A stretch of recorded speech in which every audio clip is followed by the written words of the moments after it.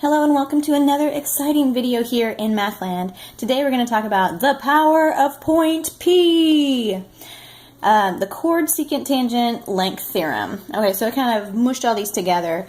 It could be the chord length theorem, or the secant length theorem, or the tangent length theorem. So Euclid, pretty clever guy, he found that the lengths of chords, secants, and tangents are related to a point P. So I have a chord, a secant, and a tangent here with a circle, and I'm going to show you how they are related. Let me get a pen here. So this one, it's a chord.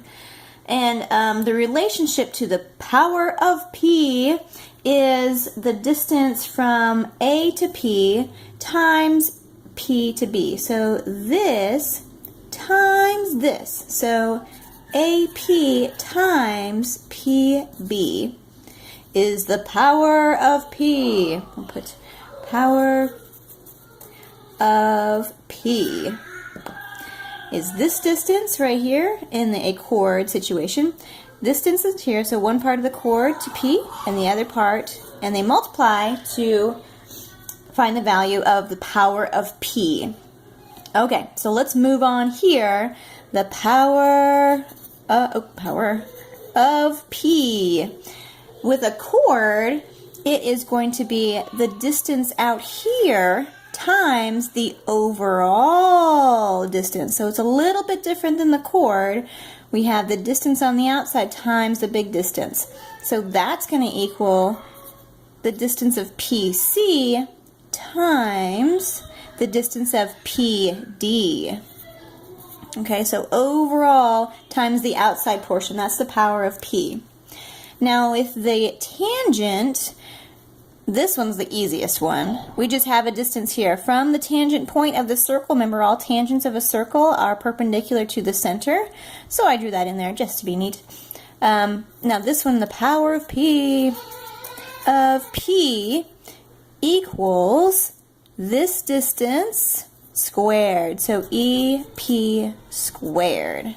Haha. Okay. So three types of lines here interacting with a circle, and you're going to get some relation to the power of P. Okay, so let's put some numbers with this.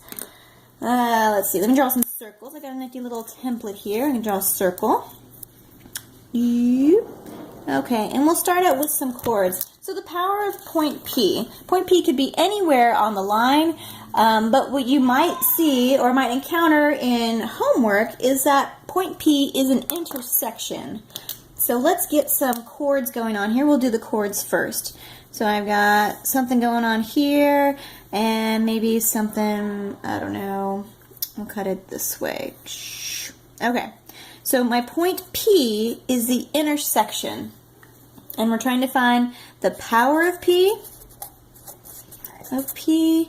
and we're finding lengths and whatnot. Okay, so in a chord, the relationship up here is that one portion of the chord to point P is multiplied by the other portion to find the power of P.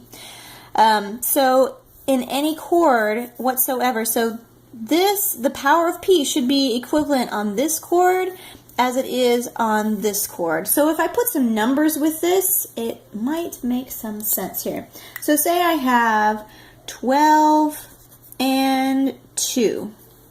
Okay, so if I just had that one chord right here, and I had 12 and 2, the power of P, I know what that is because the relationship is here when we multiply those.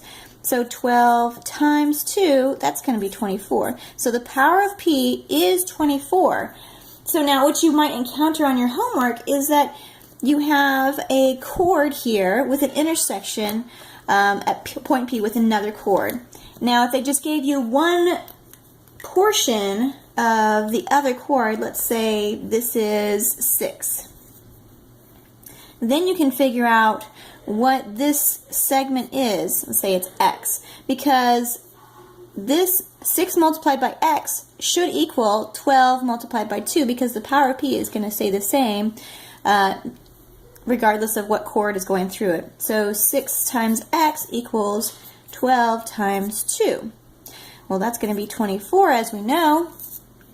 And then 6 times x, so x has to equal 4. Okay, ta-da! So any chord going through P, the power of P is going to remain the same.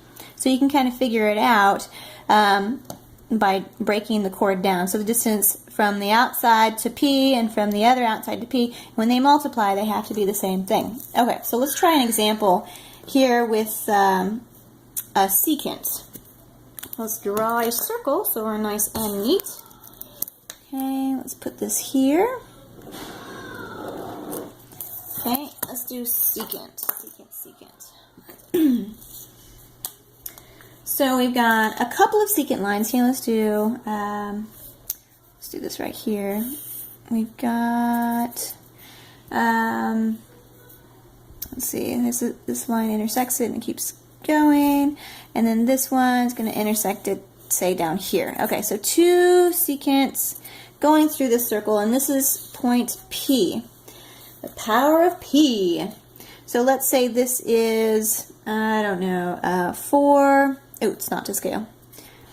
I'll say, 4 and 2.75. And let's say this is 6 or something like that. Not to scale, but I'm just putting some numbers in here so you can relate to it. Okay, and this is x. What would that have to be? Okay, so again, with the secants, the power of P, doesn't matter what secant you're talking about, the power of P has to be the same. So that intersection point now is the power of P for both these secant lines. So it's going to be the outside portion times the whole length from P to the other side of the circle. So we've got 2 numbers here. So we've got the outside portion is 4, and the inside plus the outside portion, so 4 plus 2.75, that's going to be 4 times 6.75. Let's do that here. Let's see, we've got 4 times 6.75. That's 27. Okay, so we know the power of P is 27 for this secant. So the power of P has to be the same for this, so we can solve for x. So this is the power of P right here. So now we can solve for that. So the outside portion times the whole thing, x plus 6, has to be 27, right?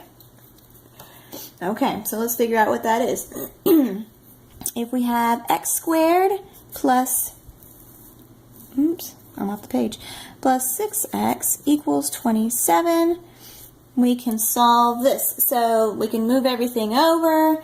We've got, I'm running out of room, x squared plus 6x minus 27.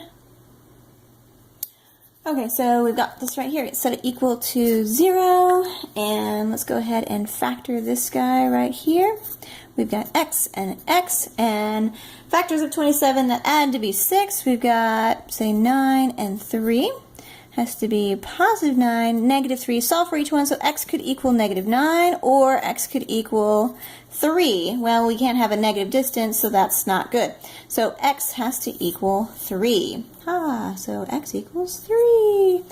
Okay, so the secants relate. The power of P is the same. So you can have 2 secants, but the power of P, where they intersect, has to be the same. Okay, so let's try another one with tangent. Okay, let me get some pen here. Okay, let's do a tangent here. Let's go with purple. Okay, and we've got a point P out here. Let's say we've got a tangent there. And then, let's put a secant in here. Alright, so we got point P right there. And then we've got a tangent. Let's say the center of the circle is right there. And then this is the right angle. So this is going to be a tangent. I'm going to say this is 12. Yeah. And so let's go with this guy right here. We'll say it's 3. And then what is that? So for the power of P here, the power of P, we'll call it pop. Power of P here. So with a tangent, it's going to be the same. That's the easiest one to figure out because that is the distance from P to the tangent point squared. So that's going to be 12 squared, which is 144. Okay, power of P. It's going to be the same thing for this secant right here. So on the secant, we'll take the smaller portion, and then we'll multiply it by the entire thing here. So let's go ahead and do that. So 144 is the power of P. We figured that out. 144 should equal 3 times x plus 3, that entire length of the segment. So let's go ahead and distribute that out. 144 equals 3x plus 9. Okay, so let's go ahead and get our calculator out here. We've got 144 minus 9. That's going to be 135 equals 3x. And then divide by 3. That's going to be 45. 45 equals x. Okay, there we go. Solve for that. That has to be 45. Okay, so we can use these proportions of chord, secant, and tangents to solve for our unknowns. So the power of P is important because in these particular instances, P was the intersection of these two lines, whether they're chords or secants. We can solve for them this way. So that's it. Enjoy.